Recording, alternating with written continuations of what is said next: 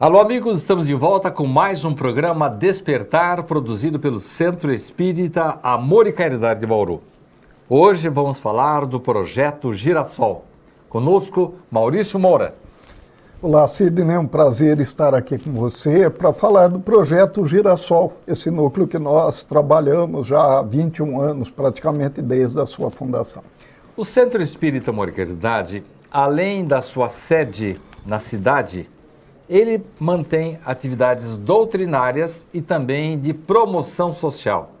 Além do albergue, que foi o primeiro projeto nosso desde 1951, que é mantido pelo SEAC, nós temos vários núcleos na periferia, em locais em que o Centro Espírita Amor e Caridade chega com os seus voluntários. Maurício Moura é um deles. Ele é responsável pelo projeto Girassol. O que é o projeto Girassol, Maurício? O projeto Girassol é um núcleo de convivência e fortalecimento de vínculos.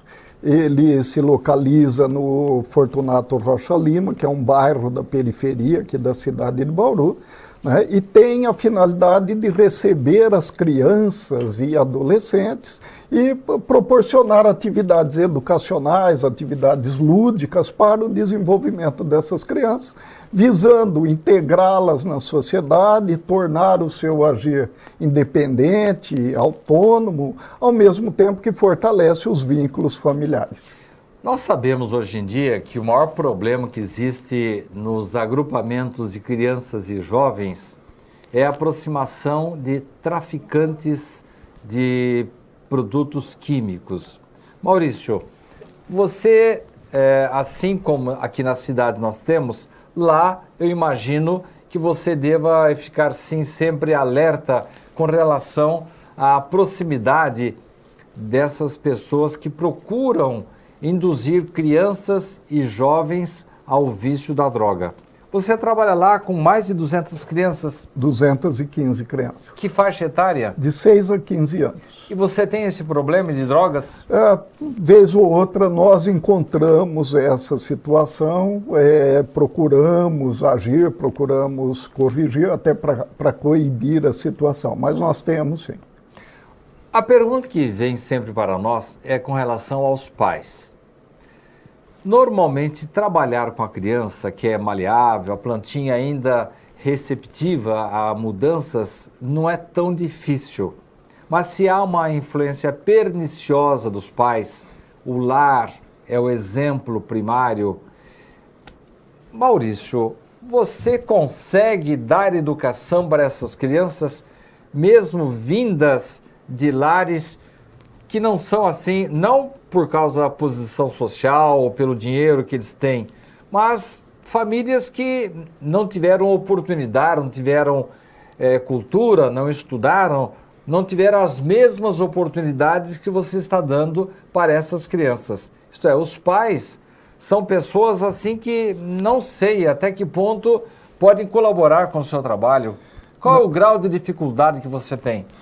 É possível, sim, trabalhar a educação dessas crianças, né? No entanto, é claro, nós enfrentamos, na grande maioria, né, das famílias, esse vínculo praticamente em estado muito vulnerável, né?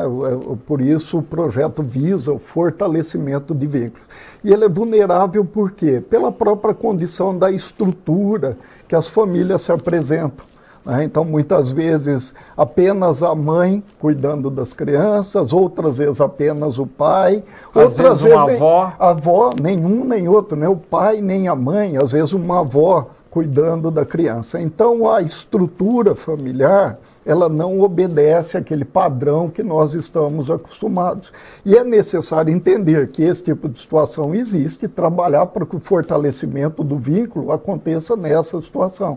Muitas vezes, o que nós encontramos, principalmente no núcleo Fortunato Rocha Lima, uma grande quantidade de pais ou mães que hoje estão sob tutela do sistema carcerário. É isso que eu ia perguntar. E isso acaba sendo por diversos fatores, né? Principalmente pela questão da droga, como você mencionou. Isso acaba sendo um fator que, de maneira psicológica, afeta a criança de maneira muito negativa. E É isso que eu ia perguntar. Há casos aí que a justiça é obrigada a conceder a tutela, o acompanhamento da criança para avós, né? Porque às vezes ambos os pais, eu não sei qual é o índice de criminalidade daquela região, mas ambos os pais às vezes estão envolvidos nessas situações. Pode acontecer. Há casos de crianças que nós atendemos que sim, os dois, pai e mãe, né, estão encarcerados. Eu queria saber o que você faz com essas crianças. Eu imagino que uma das primeiras coisas é o acompanhamento escolar, para que a criança não apenas aprenda na escola, mas tenha um complemento da sua educação lá no projeto. É assim? Sim, é preciso entender, em primeiro lugar, que aquilo que a criança traz para o projeto social, para o dia a dia do projeto social, é uma reação da situação que ela vive na sociedade, que ela vive dentro da sua família mesmo que desestruturada. Por isso, é necessário o olhar muito atento de todos que trabalham no projeto social, principalmente do educador social. Mas nós temos hoje uma equipe que mesmo aqueles que são auxiliar de serviços gerais, auxiliar administrativo, estão atentos à maneira de agir da criança e nos comunicam para que nós possamos tomar as providências necessárias. No âmbito educacional, com o educador social, com o atendimento psicológico, nós temos atividades que são desenvolvidas com grupos de crianças e, se for necessário, um encaminhamento individual da criança para acolhimento psicológico, com outro tipo de trabalho, um pouco diferente do que nós fazemos, e a visita do assistente social à residência para identificar aquelas situações que ocorrem na família e que nós podemos trabalhar procurando a correção dentro do projeto social. No próximo bloco, eu vou perguntar como que é a estrutura lá do projeto Girassol. Ele tem professores, somente voluntários, se os funcionários são pagos, de onde vêm os recursos? Não saia daí. Vamos conhecer um pouquinho mais desse projeto que abrange mais de 200 crianças que estão se tornando bons cidadãos. Voltamos já.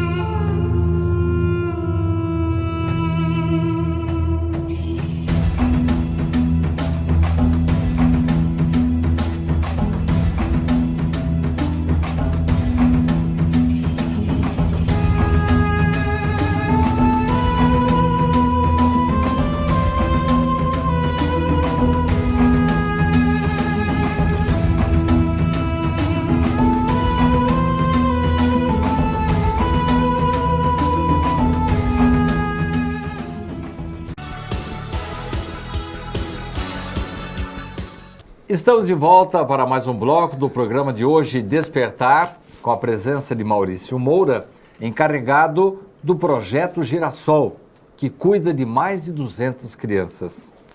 Qual é a estrutura de trabalho de vocês? Vocês trabalham só com voluntários? Não. Eu acredito que seja impossível um projeto social com uma abrangência, uma amplitude igual nós temos, trabalhar só com voluntários. Não daria aquela continuidade, aquela segurança que talvez fosse necessária. E a própria especialização, né? A própria especialização. Nós temos uma equipe com 13 funcionários, né, dividida em educadores sociais, auxiliar administrativo, 3 pessoas na cozinha, psicólogo, assistente social, serviços gerais, que garantem a manutenção da estrutura física do projeto e o desenvolvimento de todas as atividades que são necessárias para acolher a criança e dar para ela o maior conforto e a melhor condição de aprendizado.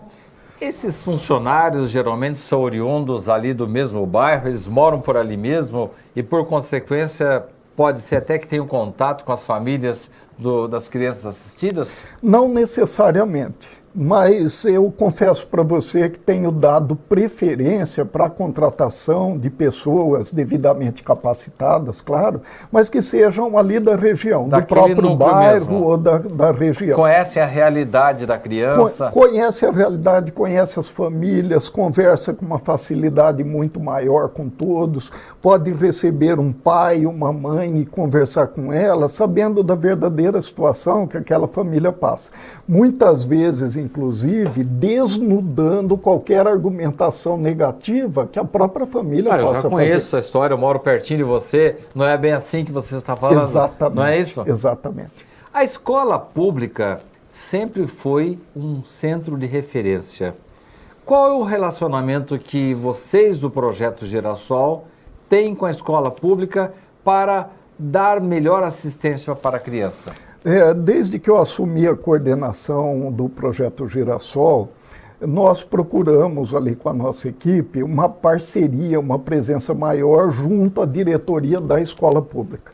O Projeto Girassol fica numa área do Núcleo Fortunato Rocha Lima, onde as escolas, a escola estadual, a escola municipal, ficam ali circunvizinhas.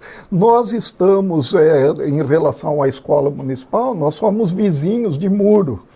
E isso facilita muito a atuação. Inclusive, as nossas crianças, quando vão para a escola, passam na frente do projeto. Quando retornam, passam na frente, né? E isso garante uma proximidade boa. Faltava o quê? Que nós fôssemos até lá. Porque a escola pública, o funcionário da escola pública, ele tem uma certa dificuldade, até por questão, talvez, do estatuto, né, que ele segue, que ele se desloque para obter informações conosco. Então, nós tomamos a iniciativa. Nós fomos. A nossa coordenadora educacional, psicóloga, assistente social, se reúnem, visitam a escola pública, conversam com a coordenadora pedagógica, a psicóloga, a diretora da escola pública, e aí trocam informações sobre crianças. Muitas vezes, olha o que acontece, a criança apronta alguma coisa na escola pública pela manhã. À tarde, quando ela chega no projeto, você já sabe. Nós já sabemos. Então, ele leva um susto com isso. Não Como é que vocês souberam disso? Exatamente. E isso facilita trabalhar. E vice-versa, né? Quando acontece alguma coisa que nós ficamos sabendo, nós relatamos para a escola e pedimos o acompanhamento. Isso ajuda bastante. Mas sem dúvida.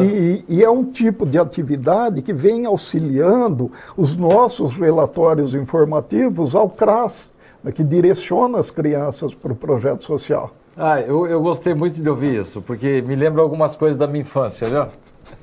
Maurício, eu percebo que o Projeto Girassol participa de várias campanhas de arrecadação financeira. Afinal de contas, o Estado ou o município não supre todas as necessidades do projeto e aquelas não supridas pelo poder público não são complementadas pela entidade mantenedora que é o SEAC? A quantidade de recursos que vai para um projeto social, ela acaba sendo relativamente grande. Então, não, o poder público ele não supre todas as necessidades, muito embora o convênio com a SEBS, até pela questão da legislação, há coisas, né, que são, por exemplo, de compra de ativo fixo, ele não pode ser mantido pelo convênio. Ou mesmo uma rescisão contratual uma rescisão, de um funcionário, exatamente. Né? Isso Nesse fica por caso, conta do SEAC, né? O Centro Espírita Amor e Caridade precisa completar nessa situação. E também, veja, o Centro Espírita Amor e Caridade, ele tem as suas despesas e não tem constantemente a condição de arcar com aquilo que são dos projetos sociais. Por isso nós participamos. E não conta com convênios, né? Campanhas. Porque a parte da sede do Centro Espírita Amor e Caridade, como toda a sede religiosa, não conta com subvenções. Isso é proibido pela Constituição e eu acho muito certo. E aí, quando há necessidade de complementar alguma coisa, o centro comparece e vocês tentam aliviar esses gastos? É sempre que possível, porque né, nós sabemos que há despesas que muitas vezes não são despesas muito grandes e que não há nem o porquê recorrer ao Centro Espírita Amor e Caridade, desde que eu tenha, havendo essa possibilidade de arrecadar de outra maneira, é claro que nós investimos nisso. Hoje, por exemplo, nós temos já a questão de 6 meses funcionando de forma contínua um bazar permanente. Venda de roupas, artigos eletrônicos, móveis, para atender o pessoal daquela região, onde o projeto está dentro do projeto. Onde o projeto está localizado, então os pais, as pessoas ali que convivem no nosso entorno, sabem do bazar, recorrem a ele. Isso dá uma fonte de renda para nós. Outra situação, a participação em feiras. Nós incentivamos nas atividades a confecção do artesanato. Então nós temos os bonecos, nós temos os artigos de madeira, que são tradicionais do Projeto Girassol, muitos deles confeccionados pelas crianças e que são comercializados, são vendidos em 2 feiras, a Festac, né, a Festa do Amor e Caridade, no mês de maio, e a Feira Amor, que acontece em novembro, é a feira da União das Sociedades Espíritas da Intermunicipal Bauru, e nós participamos dos 2, então isso é uma arrecadação. Fora isso, nós, o ano passado, fizemos o primeiro Festival da Primavera, onde tivemos a oportunidade também de arrecadar com as barracas, né, de alimentação. Esse ano, 29 de setembro, teremos o 2º Festival da Primavera. Tiveram o Festival do Inverno agora? E tivemos no mês de junho o primeiro Festival de Inverno, que foi um sucesso, na minha opinião. Ele acabou sendo melhor do que o Festival da Primavera. Mas esse Festival de Inverno, se desculpe, mas me pareceu mais uma festa junina disfarçada. Não é bem uma festa junina disfarçada, mas ele tem a característica de uma festa junina. A festa junina é uma festa já da cultura brasileira, que ainda algumas pessoas vinculam a questão religiosa. E, na verdade, ela deixou de ser. Deixou de ser, mas alguns pais das crianças ainda tem essa ideia de que está fazendo o culto a alguma entidade religiosa. Principalmente algumas famílias de origem evangélica acreditam que é um culto, é a idolatria, né, como eles chamam, e na verdade não tem referência nenhuma. Mas para prevenir acidentes, vocês Festival de Inverno. Festival de Inverno, e o pessoal se divertiu e vocês arrecadaram alguma coisa? A questão, deixa eu te explicar inclusive, a questão de Festival de Inverno e Festival de Primavera, ele está de acordo com o nosso plano educacional, que é fundamentado na pedagogia Waldorf. Daí as estações do ano, As estações do ano, o Entendo. ciclo de vida. As nossas crianças desenvolvem atividades que levam ao término, por exemplo, ou ao início dos ciclos de vida do planeta, da natureza. O respeito à natureza. Com isso, nós temos o Festival de Inverno. Veja que ele acontece no outono, é antes que o inverno inicie, né? Porque a vida está se recolhendo, né? Ela vai dar aquele tempo, e aí então tudo se retrai, tudo descansa.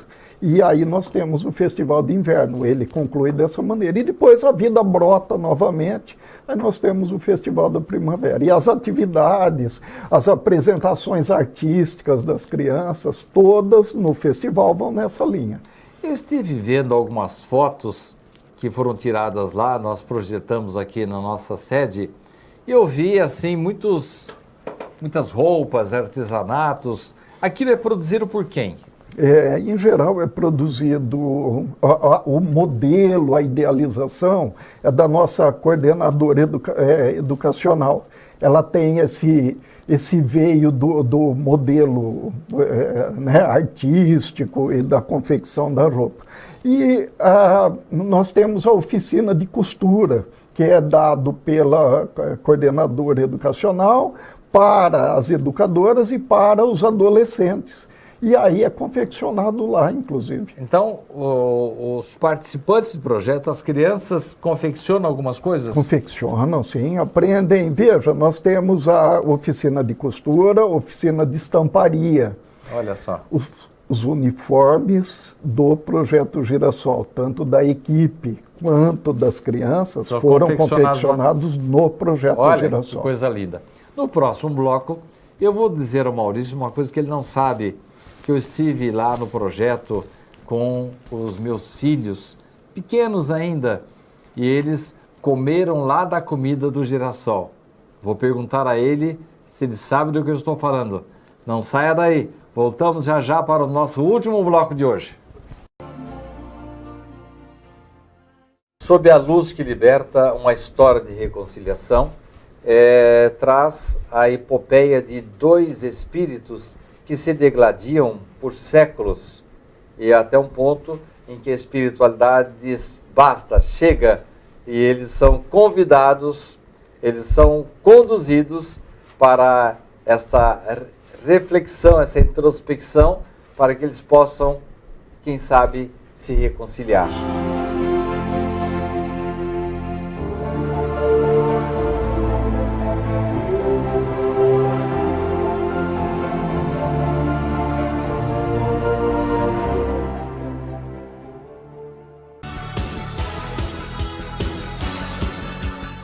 Estamos de volta para o último bloco do programa de hoje, Despertar, que está falando de um tema muito gostoso, muito interessante. O Projeto Girassol mantém um trabalho espetacular com mais de 200 crianças. São 200 cidadãos, futuros dignos cidadãos, que poderiam se perder num bairro da periferia, se bem que pobreza não seja sinônimo de desonestidade, mas é sinônimo de carência, que às vezes leva pessoas a desviar-se do caminho correto. O Projeto Girassol bem alimenta, supre a necessidade educacional, psicológica de mais de 200 crianças. E está já fazendo filhos, netos, que estão retornando para colaborar com o projeto. Não é verdade, Maurício? É verdade, sem dúvida. Hoje nós temos a grata satisfação de crianças que são levadas até o projeto por aquelas dia que eram crianças. Pelas nossas primeiras crianças, aquelas que estiveram conosco em 1997, 98, 99 e que hoje levam as suas crianças ao projeto.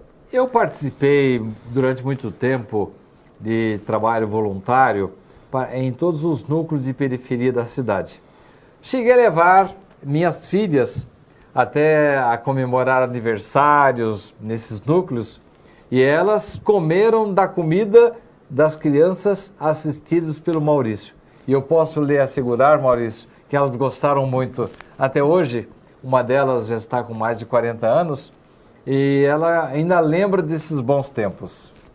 Tenho certeza que sim, porque nesses 21 anos, uma das condições que nós consideramos muito importante é a condição da alimentação para as crianças. Antes de mim, a coordenadora anterior, a Lúcia Helena, né, nós sempre conversávamos sobre isso e uma situação que era sempre colocada era a seguinte: se eu não como em casa, eu não tenho por que servir para as crianças aqui.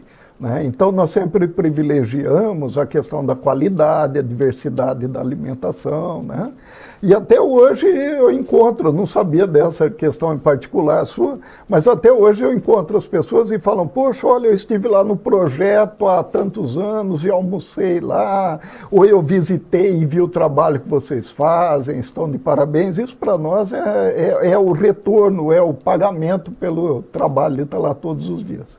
Você nem sabe toda a história. Minhas filhas, às vezes, iam lá para o projeto e se lambuzavam, se sujavam, todas lá.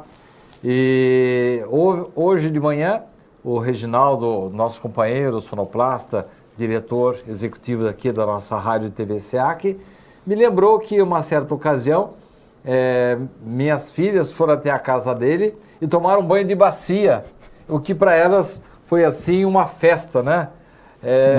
Mostrando que havia assim, uma integração muito grande entre as pessoas que dirigiam o projeto e os assistidos da época. Eu quero saber agora, Maurício, o que as crianças fazem lá no projeto. Você já me deu uma dica no começo, dizendo que dá muita atenção para a parte escolar, com a ligação com as escolas públicas. E lá dentro, o que elas fazem? Você já me falou que são 2 turnos. A criança que estuda de manhã na escola vai à tarde no projeto. Exato. E vice-versa. Isso.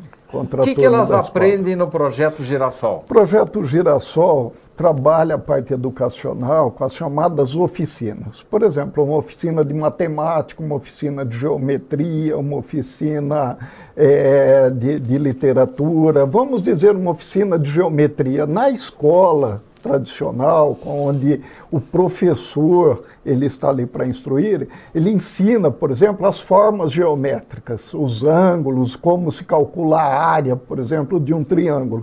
Numa oficina de geometria, você leva a criança para a prática, você relembra ela de como isso é feito e, por exemplo, pede para que ela, junto com um grupo de crianças assistido pelo educador, calcule qual a área quadrada de um gramado triangular que nós temos, por exemplo, no projeto. Então ele coloca na prática, né, aquilo que ele viu na escola formal.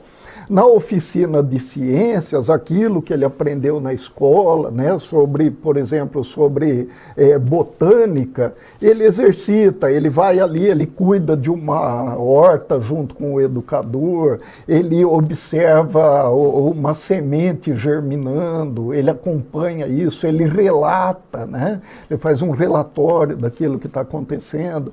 E ao final de cada mês, quando se encerra o ciclo de matemática, encerra o ciclo de ciências, nós temos a alvorada, né? A alvorada, que seria ali no período da manhã, recebemos os pais, aqueles que podem comparecer, e esse trabalho é apresentado para os pais. Olha só. Para que o pai veja aquilo que a criança Eu fez. imagino que haja um orgulho muito grande dos pais. Muito grande, sem dúvida. E estou errado em afirmar que os alunos do Projeto Girassol, os assistidos, sejam bons alunos? São bons alunos. Eu vou te contar um caso bem rapidinho que ocorreu com uma adolescente no final do ano passado. Nós, com uma educadora que trabalha a parte artística, ela tem a formação em artes, né, pela Unesp, ela trabalha a parte artística, e ela trabalhou diversas artes, diversos quadros, e coincidentemente, chegando na escola, a professora mostrou a arte, foi falar, e a menina pegou e falou: esse é o Amapuru,